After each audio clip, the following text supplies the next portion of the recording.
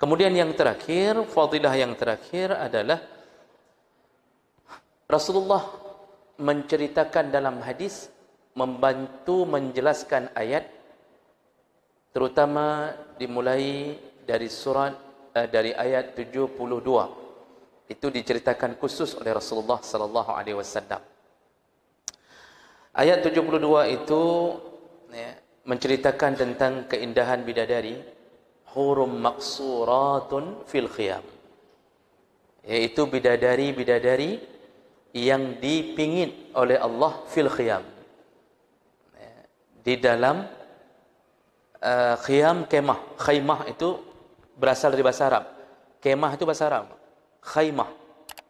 Cuma karena kita susah menyebutkan khaymah, yuk berkhaymah, susah. Mau kemana? Mau buat khaymah, susah. Karena apalagi kita orang Aceh ini suka simple-simple saja. Maka berubah menjadi kemah. Itu saduran dari bahasa Arab. Jadi maksud Allah hurum maqsuratun fil khiyam itu adalah bidadari-bidadari yang diletakkan Allah, dipingin oleh Allah di dalam kemah-kemah. Maksud kemah-kemah ada rumah-rumah khusus untuk setiap bidadari. Nah, ayat ini ternyata dijelaskan oleh Rasulullah dalam riwayat-riwayat hadis, menjelaskan keindahan dan dahsyatnya salah satu nikmat Allah yang bernama bidadari. Di antaranya Rasulullah sallallahu alaihi wasallam menyebutkan dalam hadis Anas bin Malik radhiyallahu anhu, kata Rasulullah, marartu lailata Isra fil jannah, ketika aku berjalan di malam Lailatul Isra dan aku diperlihatkan surga. Saya bacakan terjemahannya karena panjang, Bapak Ibu Allah. Lalu aku melintasi sungai di surga, yang kedua tepinya ada kubah-kubah yang terbuat dari marjan, dari model bentuk mutiara. Maka ada yang berseru kepada aku, Assalamu alayka ya Rasulullah. Maka aku melihat, lalu aku berkata kepada Jibril, wahai Jibril, siapakah mereka itu?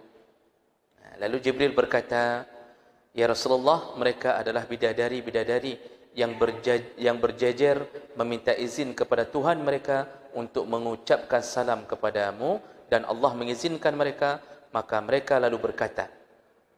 Jadi berkata bidadari itu, kami kekal dan tidak akan mati selamanya, kami merasakan nikmat dan tidak akan sedih selamanya, kami ridha dan tidak akan murka selamanya kepada suami-suami yang mulia.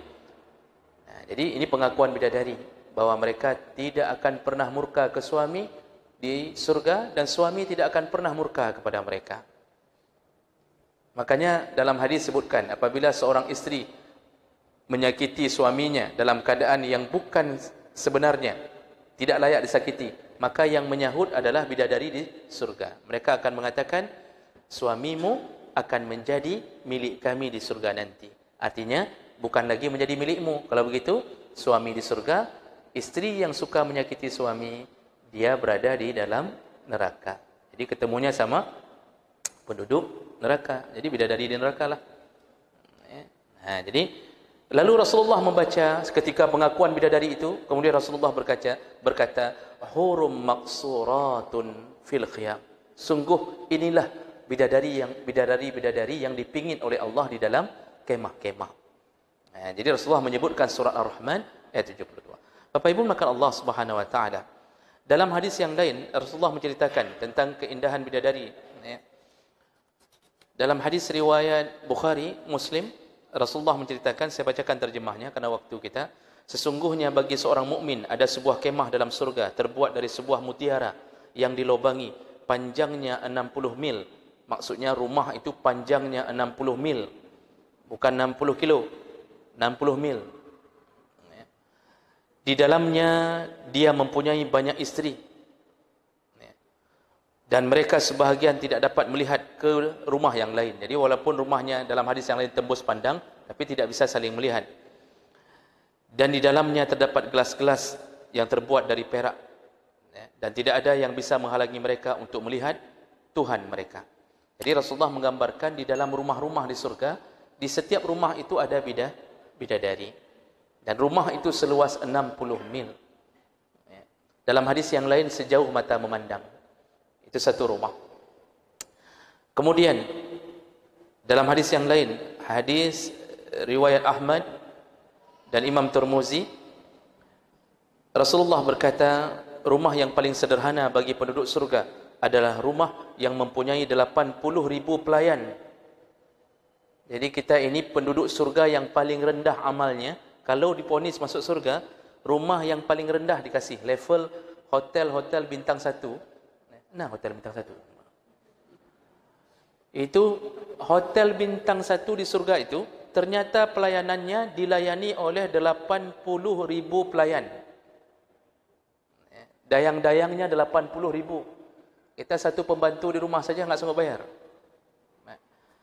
Dan dia mempunyai 72 isteri. Masya Allah, ini berita menyakitkan bagi isteri di dunia. 72. Kapalo. 72 isteri. Dan semua isteri itu adalah bidadari. Termasuklah isteri yang di dunia, yang dijadikan bidadari oleh Allah Subhanahu Wa Taala. Dan dibuatkan bagi setiap isteri-isteri itu, yaitu kemah yang terbuat dari mutiara, dari yakut. Dan besarnya kemah itu atau rumah itu adalah sebesar antara Jabiyah dan San'a. Jadi Rasulullah mengatakan luasnya rumah untuk satu isteri sepanjang Jabiyah, sejarak Jabiyah dan San'a. Jabiyah di Syam, di daerah Golan, dataran Golan di Syam. San'a ibu kota Yaman.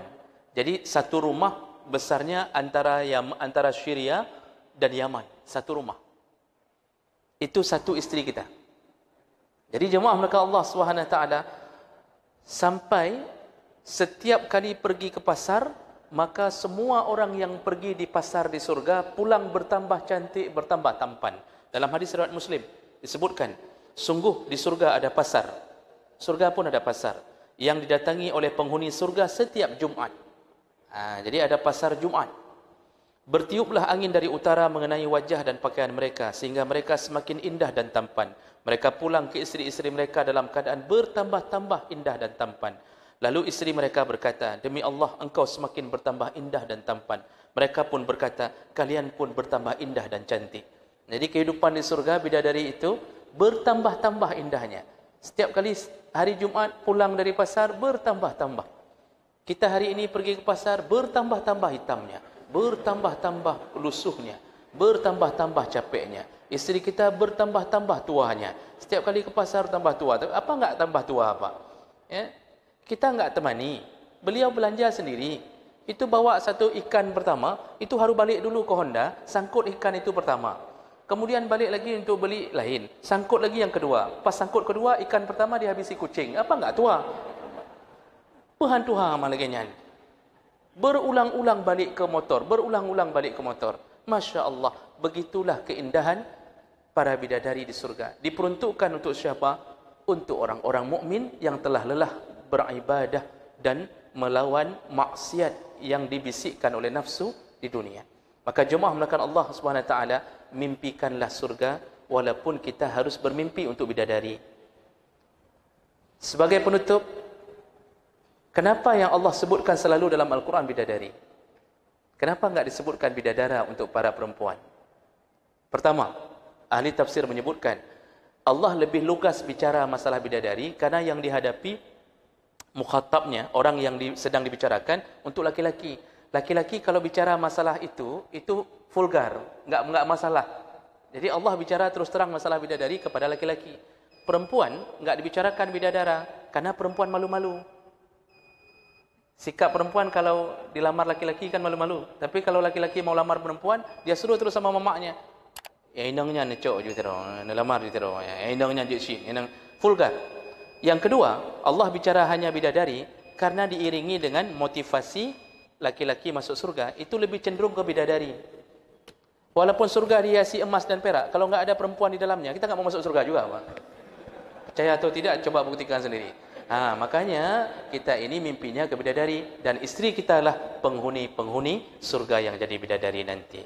Subhanakallahumma bihamdik, asyhadu an la ilaha illa anta, astaghfiruka wa atubu ilaik. Wassalamualaikum warahmatullahi wabarakatuh.